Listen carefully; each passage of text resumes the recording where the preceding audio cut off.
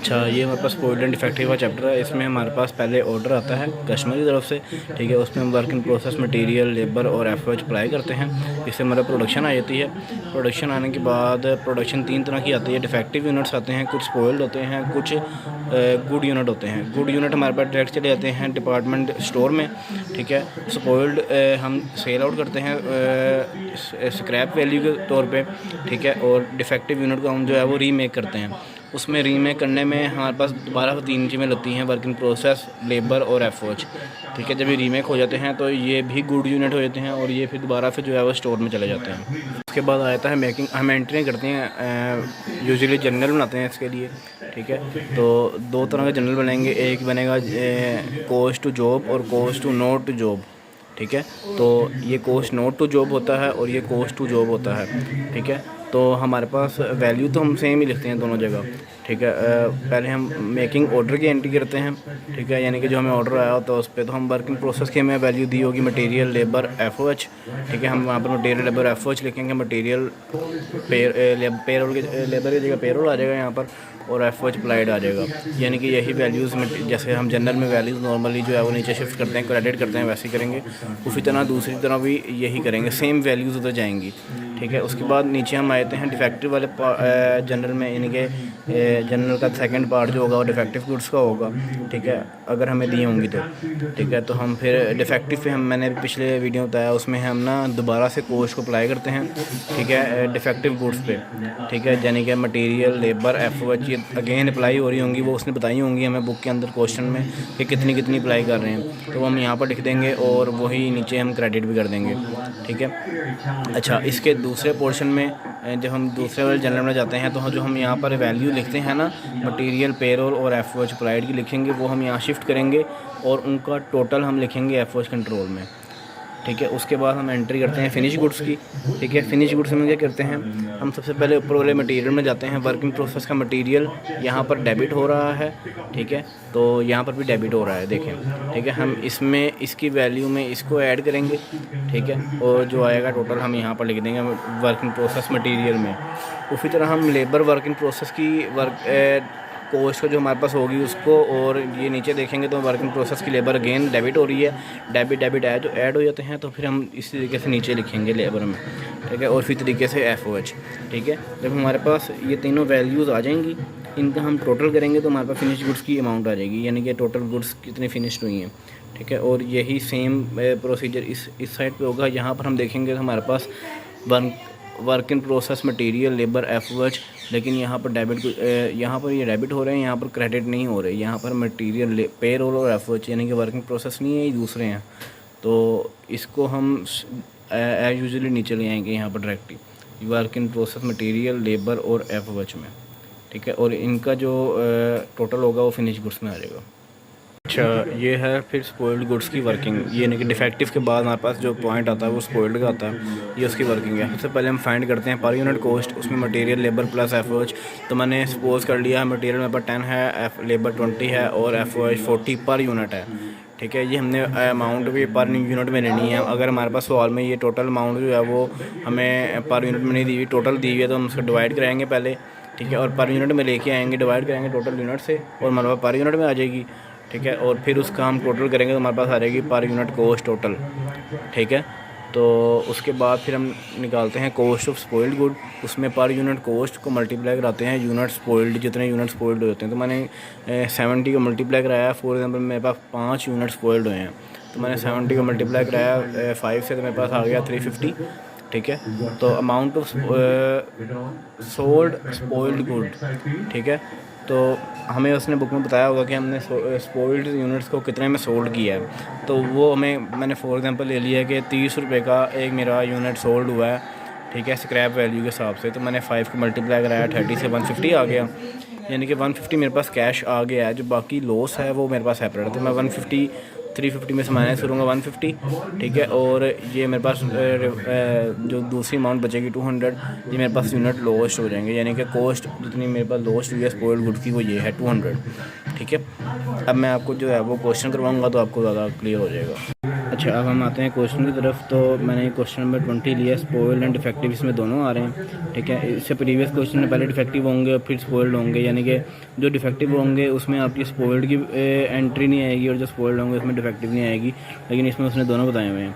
तो हम क्वेश्चन पढ़ते हैं। A job for production of 100 units is send to factory by Mateen manufacture, cost element per units are, यानी कि उसने बताया है कि हमें जो ऑर्डर आया है वो 100 यूनिट्स का आया है बाय मतीन मैन्युफैक्चरर से। उन पे जो कॉस्ट अप्लाई हो रही है वो 700 पर यूनिट हो रही है, 500 लेबर हो रही है पर यूनिट, और 400 पर यूनिट जो है वो हमारे पास FOH हो रही है। ठीक है, हम एंट्री करेंगे तो फिर ये इनको मल्टीप्लाई करा के लिखेंगे 100 से। ठीक है, क्योंकि ये पर यूनिट भी लिखी हुई है, हमने 100 के हिसाब से लिखनी है। ठीक है, उसके बाद उसने बताया हुआ है quality inspector detected a few defective unit, cost of rework on defective units includes.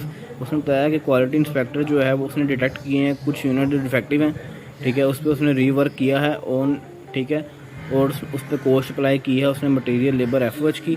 Material उसने उस पर अप्लाई किया है 1200, लेबर उसने अप्लाई किया है 1000 और FOH अप्लाई किया है 800। ठीक है, अब उसने ये हम डिफेक्टिव का पार्ट हो गया। सबसे पहले ऑर्डर पर जो हम प्रोड्यूस करते हैं उसका पार्ट है, फिर डिफेक्टिव का पार्ट है, और फिर उसने जो बताया 5 units are rejected by quality inspector as being spoiled, a scrap dealer buy these units for cash at a price of 800 per unit. ठीक है, उसने बताया है कि 5 यूनिट जो हैं वो आपके रिजेक्ट हुए हैं, इंस्पेक्टर ने किए हैं as a spoiled. A scrap dealer buy these units, एक स्क्रैप डीलर ने इनको परचेज़ किया है 800 रुपये पर यूनिट के हिसाब से। ठीक है, the customer takes delivery of goods units and pay cash at the contract rate of 2000 per unit. अच्छा, यहाँ पर उसने कस्टमर ने जो है वो हमसे गुड्स जो ऑर्डर दिया था वो रिसीव कर लिया है, इसकी भी एंट्री मैं आपको बताऊँ। ठीक है, अब पहले हम यहाँ पर देखते हैं। इसने हमें बताया 800 पर यूनिट के हिसाब से, तो हम पहले देखेंगे कि हमारी पर यूनिट कॉस्ट हमारी कितनी है जो हमने यूनिट पे लगाई है। ठीक है, और उसमें से हम फिर इसको लेस कर देंगे। अब मैं आता हूँ क्वेश्चन की तरफ। अच्छा, अब हम आते हैं क्वेश्चन की तरफ। तो हम सबसे पहले जो है वो प्रोडक्शन की एंट्री करेंगे, ऑर्डर प्रोडक्शन की। ठीक है, तो उसमें हम यानी लिखते हैं work in process material apply हुआ है हमारे पास। ठीक है, इसी तरह लेबर और इसी तरह FOH। ठीक है, अब यहाँ पर हमने देखना है 700 पर यूनिट है, इसको हम मल्टीप्लाई कराएंगे 100 के साथ। ठीक है, तो हमारे पास आ जाएगा यहाँ पर 70,000। इसी तरह 500 पर यूनिट है, तो हम 100 यूनिट्स कर रहे हैं, तो हम 100 से मल्टीप्लाई करा के लिखेंगे 500 को मल्टीप्लाई 100 कैसे करेंगे तो हमारे पास आ जाएगा 50,000। और इसी तरह 400 पर यूनिट को हम करेंगे तो हमारे पास आ जाएगा 40,000। ठीक है, और ये हमारे पास डेबिट हो रहा है, इसको हम क्रेडिट करेंगे मटेरियल लेबर FOH। लेबर की जगह हम लिखेंगे पेरोल। ठीक है, लेबर नहीं लिखेंगे। ठीक है, क्रेडिट साइड में हमेशा पेरोल आएगा। ठीक है, और ये अमाउंट हम एज यूजुअल नीचे ले आएंगे 70,000, 50,000 और 40,000। ठीक है, अब हम आते हैं cost charge not to department की तरफ। ठीक है, तो इसमें भी हम सेम एंट्री करते हैं, work in process material same as labour और सेम एज FOH। ठीक है, तो यहाँ पर भी हम सेम अमाउंट लिखेंगे 70,000। ठीक है, 50,000 और 40,000। ठीक है, इसमें भी हम क्रेडिट करेंगे ऐसे ही जैसे पिछले में किया है मटेरियल। ठीक है, पेरोल, लेबर की जगह पेरोल आता है, FOH अप्लाइड। ठीक है, यहाँ पर भी 70K, 50K और 40K। ठीक है, इनके फ़ोटो था। ये हमारा ऑर्डर प्रोडक्शन का काम जो है वो कंप्लीट हो गया है। ठीक है, अच्छा, अब हमारे पास पॉइंट आ जाता है फिनिश गुड्स का, क्योंकि हमारे पास डिफेक्टिव भी ख़त्म हो गए हैं, स्पॉइल्ड को हमने सेल कर दिया है, डिफेक्टिव रीमेक हो गए हैं। तो अब जब पोर्शन होता है फिनिश गुड्स का, ठीक है, उसमें हम क्या करते हैं, work in process material labour और FOH की अमाउंट निकालनी होती है। वो इस तरीके से निकलेगी कि हम यहाँ पर देखते हैं यहाँ पर हमारे पास वर्किंग प्रोसेस मटीरियल 70,000 डेबिट हो रहा है, ठीक है। उसी तरह नीचे आते हैं, यहाँ पर भी वर्किंग प्रोसेस डेबिट हो रहा है, ठीक है। ये ऐड कर देंगे इसमें, ठीक है। और अगले पेज पे जब हम स्पॉइल्ड पे जाते हैं तो यहाँ पर हमारे पास वर्किंग प्रोसेस हो रहा है क्रेडिट मटेरियल, तो इसको हम लेस कर देंगे। तो हमारे पास जो दोनों अमाउंट डिफेक्टिव और ऑर्डर प्रोडक्शन की अमाउंट ऐड करने के बाद क्रेडिट वैल्यू जो है वर्किंग प्रोसेस स्पॉइल्ड में इस लेस करेंगे तो हमारे पास अमाउंट आएगी 69450, तो हम यहाँ पर लिख देंगे, ठीक है। और इसी तरीके से हम निकालेंगे लेबर की और FOH की। अब लेबर की हम यहाँ पर देखते हैं तो 50,000, ठीक है। उसमें से हम ऐड करेंगे 1,000 लेबर डेबिट हो रहा है, ऐड कर देंगे 51,000 हो जाएगा, ठीक है। 51,000 में से हम लेस करेंगे 1250, ठीक है। 51 में से 1250 हम लेस करते हैं तो हमारे पास आ जाता है 49750। इसी तरह हमारे पास FOH की, तो FOH मेरे पास अमाउंट निकलती है 39,800, ठीक है। अब हमने ये करना है, इन तीनों क्रेडिट अमाउंट का टोटल करना है और ऊपर लिख देना है, ठीक है। तो टोटल करने के बाद हमारी अमाउंट बनती है 159,000, ठीक है। इसी तरह दूसरे डिपार्टमेंट में चले जाते हैं। दूसरे डिपार्टमेंट में जाएंगे तो वर्किंग प्रोसेस 70,000, ठीक है, ये डेबिट हो रहा है। उसके बाद नीचे वर्किंग प्रोसेस डिफेक्टिव में कुछ भी डेबिट नहीं हो रहा, वर्किंग प्रोसेस है ही नहीं, ठीक है। क्रेडिट साइड पे जाते हैं तो हमारे पास क्रेडिट साइड में वर्किंग प्रोसेस क्रेडिट हो रहा है 3500 से, ठीक है। इसको हम लेस करेंगे तो हमारे पास अमाउंट आ जाती है 66,500, यानी कि यहाँ पर हम लिखेंगे 66,500, ठीक है। उसके बाद इसी तरीके से हम लेबर की निकालेंगे। लेबर की निकालने के लिए अब यहाँ पर है 50,000 लेबर है, ठीक है। और 50,000 में से हम लेस करेंगे 2500, ठीक है, तो वो आ जाएगा 47,500। और FOH है 40,000 में से हम 2,000 माइनस करेंगे तो हमारे पास आ जाएगा 38,000, ठीक है। इनको आप टोटल करेंगे तो हमारे पास अमाउंट आएगी 152,000, ठीक है। ये हमारा फिनिश गुड्स का कंप्लीट हो गया, ठीक है। इसके बाद एक एंट्री और होती है, वो एंट्री होती है यहाँ पर मैं CGS की, ठीक है, और फिनिश गुड्स की, ठीक है। यहाँ भी सेम एंट्री होती है CGS और फिनिश गुड्स की। तो जो हमारे पास पीछे अमाउंट निकली होती है फिनिश गुड्स की वो है 159,000 और यहाँ पर है 152,000।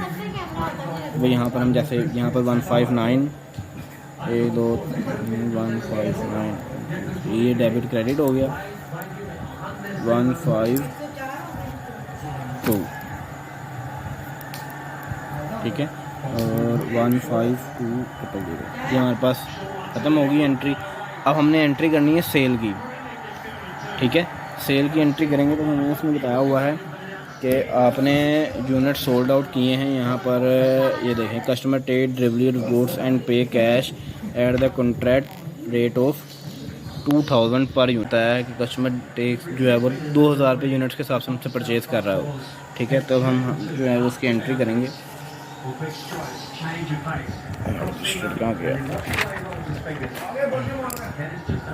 ठीक है, वो यहाँ पर हम करेंगे। सेल्स की एंट्री होती है कैश टू सेल्स अकाउंट, ठीक है। और इसी तरह यहाँ पर भी सेम एंट्री होती है कैश सेल्स अकाउंट। तो हमने देखना हमारे पास यूनिट्स रह कितने गए हैं, ठीक है।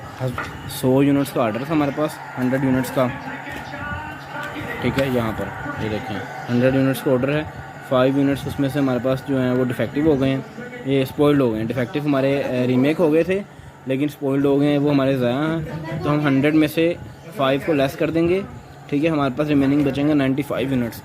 तो हम यहाँ पर जो अमाउंट लिखेंगे वो 2000 को मल्टीप्लाई 2000 एक यूनिट की अमाउंट है, मल्टीप्लाई पर 95 जो हमारे पास यूनिट्स टोटल हैं, ठीक है। इसकी जो अमाउंट आएगी वो हमारे पास आएगी 190, ठीक है। यहाँ पर भी सेम 1 2 ठीक है। और यहाँ पर भी सेम एंट्री हो जाएगी क्योंकि हमारे पास यहाँ पर भी 2000 मल्टीप्लाई बाय 95 190, ठीक है, 190 यहाँ पर भी क्रेडिट, ठीक है। अच्छा, दूसरा पॉइंट हमारे पास डिफेक्टिव गुड्स रीवर्क का, ठीक है। तो हम यहाँ पर हमें उसने बताया है क्वेश्चन में कि हम अगेन से मटेरियल, लेबर और एफओएच अप्लाई कर रहे हैं डिफेक्टिव यूनिट्स पे, ठीक है, 1200, 1000 और 800, ठीक है। तो उसी तरह जैसे हमने ऑर्डर ऊपर किया है वैसे ही नीचे अगेन करेंगे।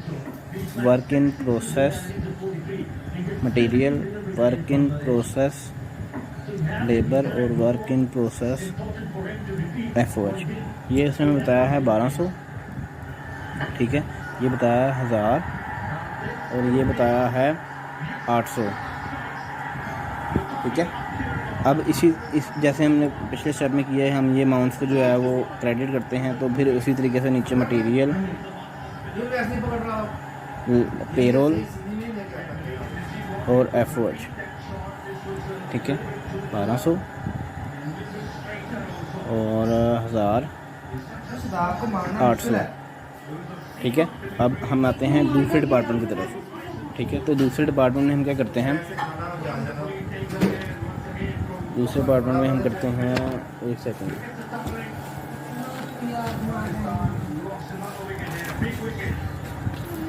यहाँ पर एंट्री आती है एफओएच कंट्रोल की, ठीक है, और मटेरियल, पेरोल, ठीक है, और एफओएच, ठीक है। अब हमने ये करना है इसमें डिफेक्टिव वाले पॉइंट में ये 3 अमाउंट्स हमने